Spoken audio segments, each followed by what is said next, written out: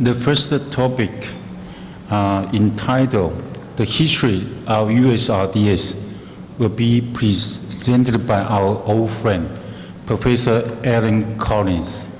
Professor Collins is the professor of University of Minnesota and also the director of the United States Renal Data System Coordinator Center and the director of Chronic Disease Research Group. As we know, Dr. Collins has over 25 years experience in nephrology and the ESRD treatment. But during this period, he has built a 12 years close and solid friendship with Taiwan Society of Nephrology. Today, we are very happy for his coming to join this TSN 30-year anniversary celebration meeting and party. He's like a TSN member. That's good. Took a long flight from Minnesota to Taipei to join our meeting. But to our mind, actually, he is really a TSN member already. So, my dear colleagues, please join me to welcome Professor Allan Collins.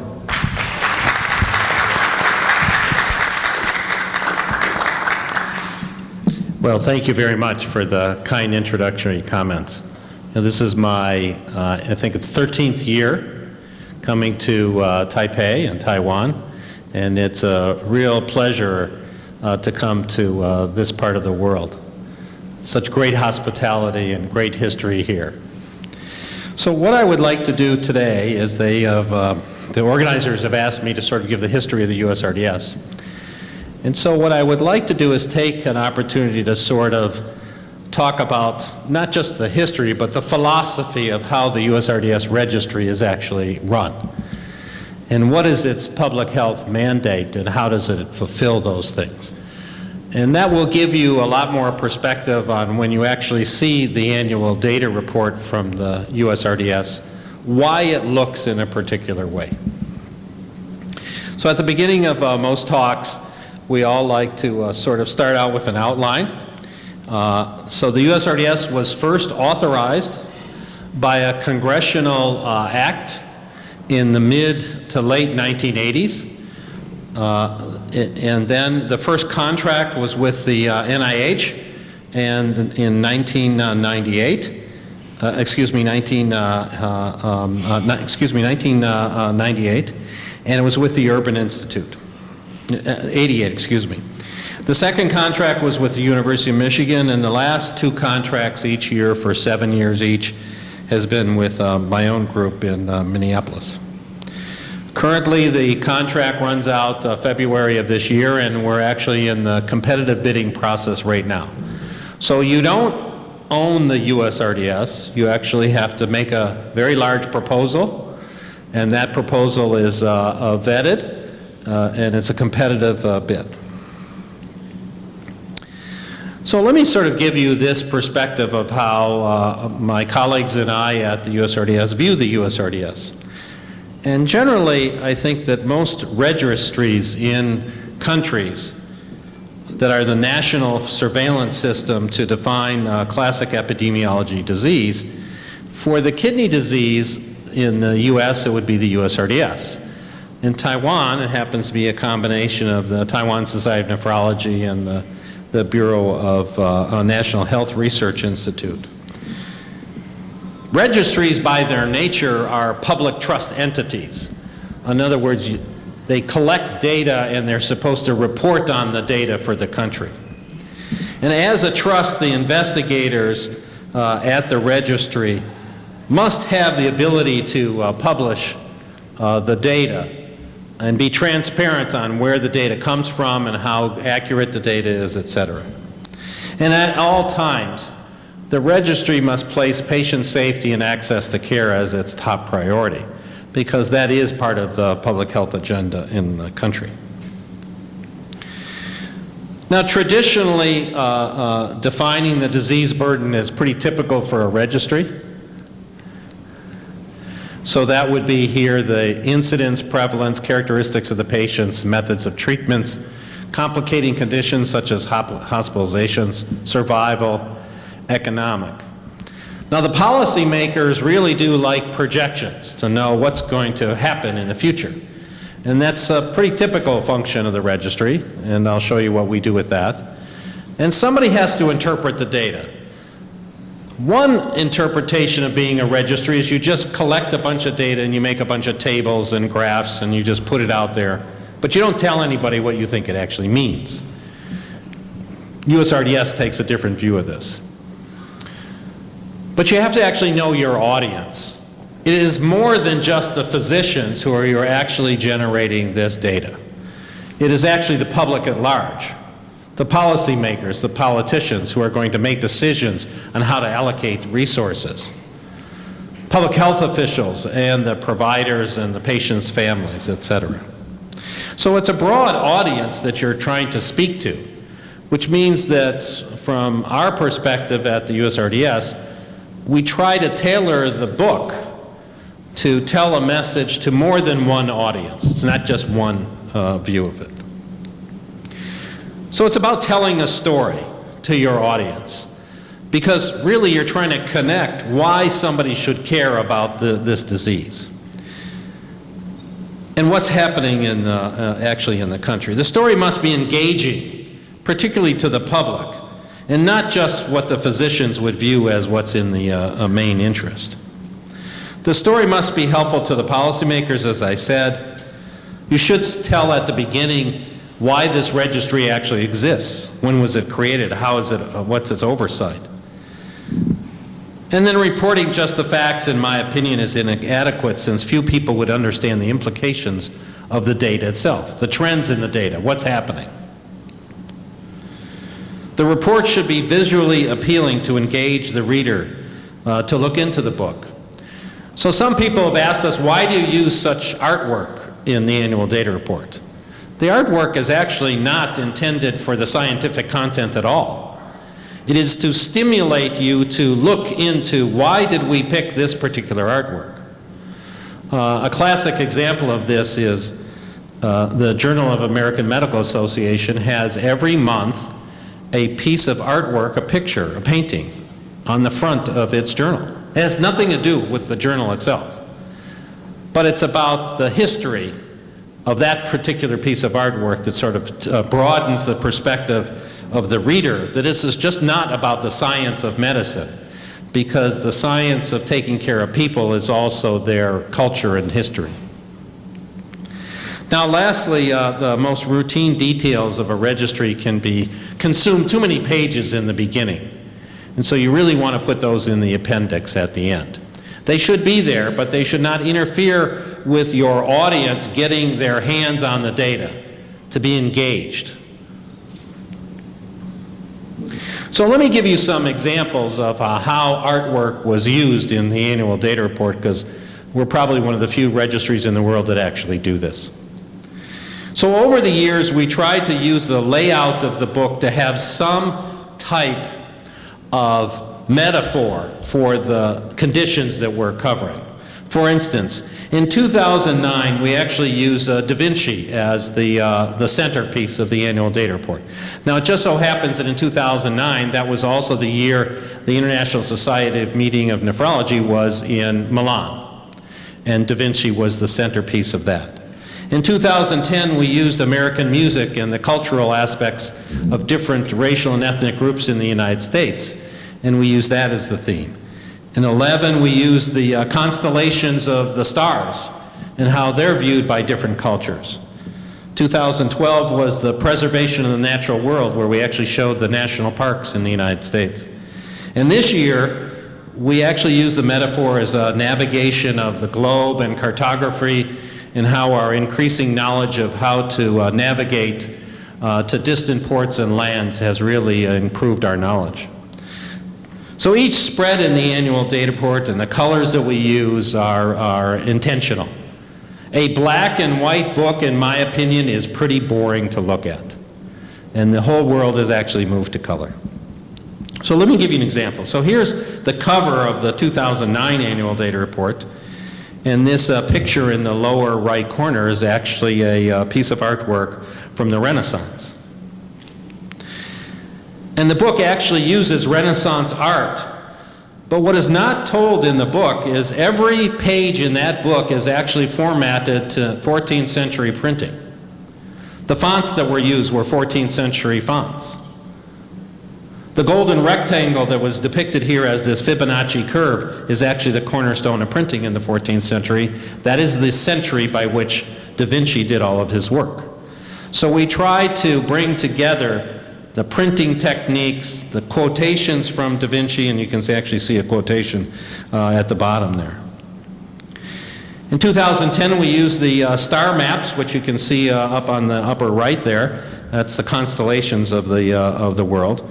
And here you can see how we use these pictures that are actually depicted on the left side are those from different Mayan cultures around the southeastern and central part of the Central American United States. For Roger Greenwood here in 2011, he used American music as the, a lot of people weren't quite sure that that was a bass fiddle that was down there on the right. And we actually had some quotation from words. Here's from, I think it's Chuck Berry, who actually wrote this about these lyrics, which were used in the annual data report. This was a particularly popular year, 2012, when we actually used the national parks as a metaphor for preservation of the natural history of the country and for preservation of kidney disease and kidney function and life. And this is a pretty classic picture of the Grand Canyon in the United States, which is a pretty stunning place. I actually have a house that's about an hour and a half from there. And there's lots of quotations from the explorers who discovered many of these natural wonders. This year's book, you can see, is cartography, and it uses maps from various time periods. And you can actually, when you look through the annual data report, you can see the evolution of the accuracy by which the world was mapped. And it's quite interesting that some of the maps. Now there's little tiny details for those who actually are interested in details. The fact that the maps are centered slightly off 90 degrees on the page is deliberate. That's the difference between magnetic and natural north. So that's the declination that actually exists between Minneapolis and the North Pole versus the magnetic north. So there's subtle things that are in there that nothing is on this page that isn't actually thought very carefully about. And this book is supposed to look like a mariner's book that is on the table in the captain's quarters on a three-masted schooner. And here's a typical map from 1778 of the world. So some of the design principles are to cross-reference the chapters in the book. If you're going to talk about something about incidence and prevalence and chronic conditions, that it's also related to the medical complications and the costs, transplant, and the economic parts of the book. We use literary quotes, which I've told you about. We introduced in 2007 a searchable document.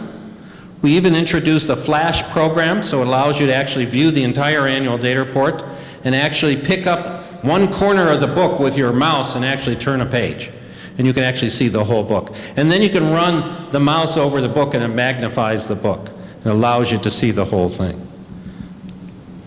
Last year, we actually introduced the first iPad version of the annual data report available at the iStore. And this is a user-friendly way to look at the entire annual data report on an iPad. It was actually written up by Adobe, which makes the application to do this for iPads, as the first time they've seen a reference document actually utilize this technology. There's an introduction to each chapter which sort of sets the stage for each chapter, and each chapter highlights what the investigators feel is pretty important. Some people have asked, how is the USRDS actually funded? So the USRDS is funded by the NIH in the United States, which is under the Department of Health and Human Services. It has specific deliverables that it must do for each contract. Its scope of work is defined by the NIH and the external advisory committees. These deliverables consist of an annual data report and at least 4 to 6 papers a year. And the government itself can ask the USRDS for any kind of data it wants up to 5 times a year. And we also produce files for researchers, and we answer questions that are under 2 hours. So I'll move forward with a lot of these things. How does USRDS actually get its data? So interesting, in the United States, it's mandatory that every dialysis unit must supply data to the Medicare. Mandatory.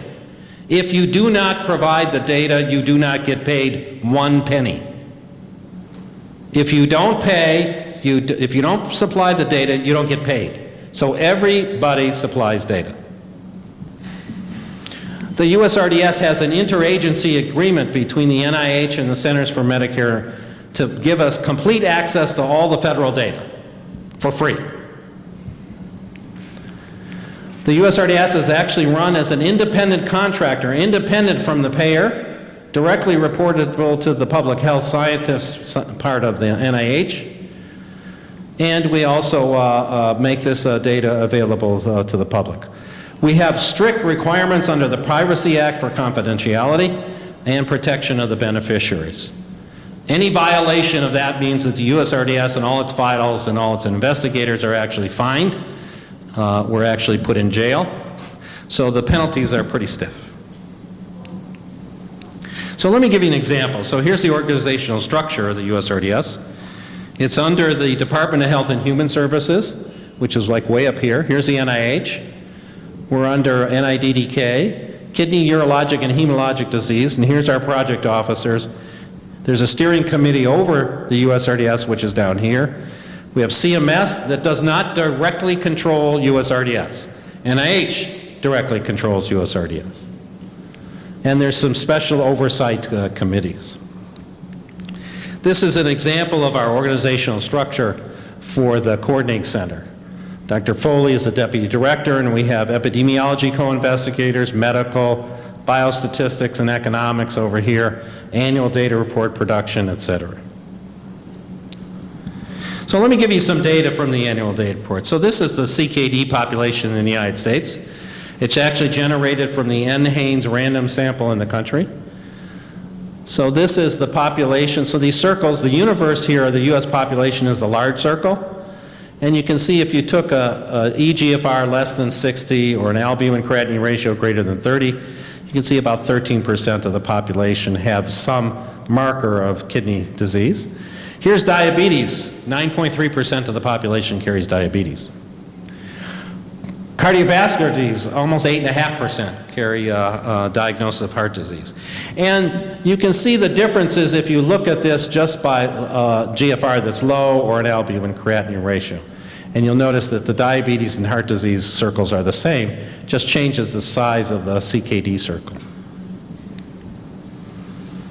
Typical data that we would put in the annual data report that is intended for public health consumption is on the far left. About 70% of the US population that has hypertension has their blood pressure in the target range. Not true for the kidney disease population. Here you can see overall, it's only about 50% in the current area. And if your GFR is low, it's about 54%, but it's pretty much the same. About 20 percentage points less than the general population. So blood pressure control in the CKD population is a big problem. If you look at LDL cholesterol control, which has been a benchmark for the country for many years, you can see almost 55% of the general US population that has hyperlipidemia will have their LDL cholesterol within target. Not so for the kidney disease population, under 40%. Yet they're the ones who have the highest hospitalization rates for MIs, heart failure, etc.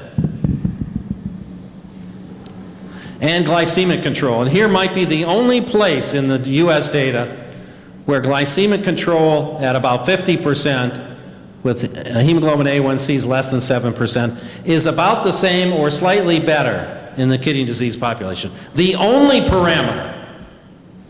So this is one of the reasons why the public health system in the U.S. pays attention to kidney disease. And I've already sort of summarized these. What about hospitalization rates for this population? So I made this figure a little bit bigger for you. And you can see here, these are the hospitalizations for the general Medicare population. That's this bar here. It's about 3 per thousand, 3 per year, 0.3 per year. And you can see for different all CKD, and here stages 1, 2, 3, 4, 5, and it layers out. And in a sicker population, so those who would have diabetes or cardiovascular disease, the absolute value is just higher, but has the same layering effect. Now, Allan published this, in the mid-2000s in New England Journal of Medicine, and it's still true today. This is the amount of cardiovascular disease the CKD population actually carries. So on the left here is the population in Medicare that carries a diagnosis of CKD. 43% of them will have heart failure. 27% would have had either a past history of a CVA or a transient ischemic attack. And 15% had an acute MI. This is the non-CKD population in the United States. So their heart failure is about half. Acute MI is about half. And strokes are slightly less, about a quarter or less. So the CKD population carries a lot of disease. This is the use of beta blockers. I'm not going to spend any time on this, other than to point out over here, in late stage CKD, there's less ACEs and ARBs used in the population than those who have earlier stage disease. And the Coordinating Center has actually made a big deal about this. So what about the ESRD population? You've seen this figure for many years. This is a figure that got the U.S. Congress's attention that we produced. This is the size in 2001. This was the size of the Medicare population, some 30 million people, mean age about 70. And here's where diabetes was at that time. And this is the amount of money spent in the Medicare system. On a population level, about a third of the entire Medicare budget is spent on the population that has diabetes. So this is a very costly subgroup. Heart failure, here you can see it's about 41%. And here's CKD. Dialysis is always about 7 times greater than the size of the population. So this was 2001. Look at how big the circles have gotten now. This is 2011. It's just bigger. Here you go, 27% of the Medicare population has diabetes. Here's heart failure, CKD, ESRD, and the proportions of the budget. And you can see now, whereas about 61% of this population did not have these diseases, and here it's about 34% of the Medicare budget is spent on people other than these. It's a lot. Now, some people have been watching the numbers from the USRDS, just like Taiwan watches its own numbers for many years. About 15 years ago, we made a projection that by 2020, that this would reach about 500 some odd thousand patients, and it's actually tracking right on line. We're plus or minus 10,000 people. The prevalent population growth is right on line. However, the incident population now, for the very first time in 2011, has dropped below, the absolute counts have dropped below what they were the previous years. That's the first time that's happened in 30 years. The transplant population continues to grow on a slight exponential here. You can see this. We're at about 187,000 people with a transplant. And here's the incident rates, which have actually begun to fall. Here's the percent change year to year, and you can see they're actually declining. And we do map the data in the United States just like you do in Taiwan. And you can see there's some pretty interesting things when you do map the data. This is the incident data. And you can see this is the Ohio River Valley coming into the Mississippi River. So this is the industrial basin of the United States right here. And this is going to turn into a public health assessment of what's going on in this area of the country that has high rates of ESRD. And here's where this is adjusted for the Hispanic population, which used to be in this area. So we've adjusted for that. So the adjusted rates have slowed. There's no misclassification going on because of diabetes or hypertension, et cetera. And that the slowing is not from greater deaths before you come to ESRD. It's actually a slowing of the progression. ESRD counts continue to grow based on actually the lower death rate. And that is a challenge for the nephrology community everywhere in the world. As we get better and better at taking care of the population, even if we had less people coming on, we may still be faced with more ESRD patients because we get better and better at taking care of them. Incident rates have begun to decline. Our projections for the prevalent population are right on target, so that we actually got that one correct, and preventive strategies are needed. Now there's new payment policies, which we'll talk about tomorrow, that have emerged around the world, and so governments are struggling with this ever-increasing population. So there's the incident population, and you can see here's the absolute counts here. It actually started to go down by almost every age group, or every racial group, and here you've actually seen the rates have actually started to turn down. We have too many catheters at the start of dialysis. That's not a problem here in Taiwan, but it is a problem in the United States. 82% of the patients start with a catheter. That's a very big issue. Hemoglobins, actually, when ESAs were identified to have problems with risks for patients for cardiovascular disease, have actually gone down. So here's the hemoglobin data. And people using ESAs before they came on, it's now down to about 18%. And the hemoglobins in the United States, which were the highest in the world, have actually come down to about 10.5 now. Very similar to other parts of the world.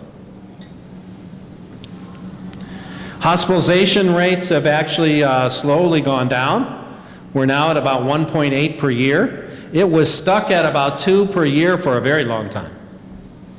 And the number of hospital days, we're now down to 12 per year overall. Death rates have continued to go down, as shown in this particular slide here. And you can see the black line is overall the prevalent population. We went through a very long period, almost 10 years, where it didn't look like anything was changing, if you looked at just the black line. But in fact, what was happening is the younger vintage patients, the death rates were beginning to fall. They didn't die in year 1 and 2. They moved up to these other years, and finally they've all been falling now for a while. And this year we decided to add the data death from day 1 versus death from day 90. So because we have all the deaths from day 1. So let me summarize the history of what the USRDS has done. It's been operated now for over 25 years. The Coordinating Center in Minneapolis has developed the Atlas format, which is color-based. It's graphic in nature. It's intended to engage the audience in a particular way. It tackles both chronic kidney disease and end-stage renal disease. The USRDS is responsible for helping to develop the Healthy People 2020 objectives for the United States. So half of the objectives for the U.S. are actually done by the USRDS itself. And the USRDS works very closely with other countries and registries for their voluntary sending of data to the Coordinating Center for the International Chapter.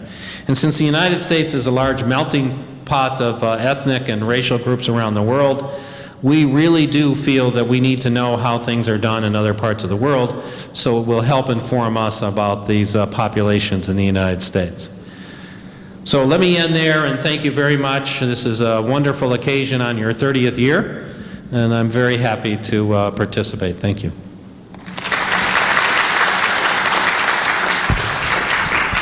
Thank you to share your wonderful experience with us. So is there any question or comment from the audience? We still have some, about 5 minutes.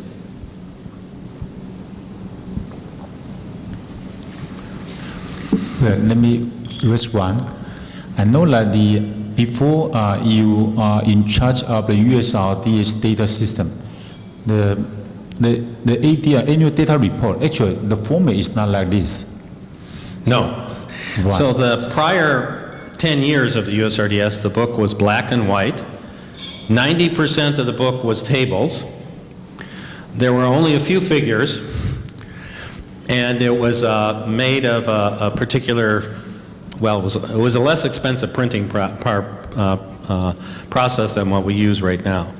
And so the book, under our last 14 years, has really changed quite dramatically. And so I've just shown you the most recent 4 or 5 years of what it looks like. For those of you who've been around a long time, it's nowhere near what the original book was. And I think our intent was to make it so it engaged people to want to look at it. Yeah, the format actually is very, very impressive. So how are your NIH, your congressmen, and your people like it? All right, so that's a great question. So when my group took over the USRDS, we were the first ones to do the graphic format in color. And we were the first ones to put quotes, literary quotes, in the book. Now, I must admit, when my external advisory committee first reviewed the very first annual data report 14 years ago, one of the comments that came back to the coordinating center is, why do you have these literary quotes in there? What does that have to do with the science of which is in the book? And my co-investigators and I decided to write back to the NIH and said, they are there to represent the human spirit and the cultural aspects of how people feel about the lives that they lead. It has nothing to do with the science. It's supposed to telegraph to the public that these investigators think about what people are actually going through. And that's why they're there. So we said, if you want us to take them out, then write us a letter formally asking us to take them out. They never wrote the letter. So after the first year, there was such an interest in the quotes that we then had a bunch of communications that wanted to know, how did the USRDS pick the quotes and what were the quotes going to be for the next year? A complete 180-degree turn. So every year now, everybody sort of wants to know what the most recent quotes are going to be. How did we decide on them? And so the staff actually review literary areas for up to 100 quotes that are actually selected. Sometimes the quotes you can see are directly connected to the chapter. Sometimes, I must admit, I look at the quote, I can't figure out what the connection is, but it's a good quote. So, you know, it's just intended to make you think about some things other than just science. You know? So that's why the quotes are there. Okay, so thank you. So on behalf of TSA, we'd like to give you a plaque to thank for you. Oh, well, thank you very much.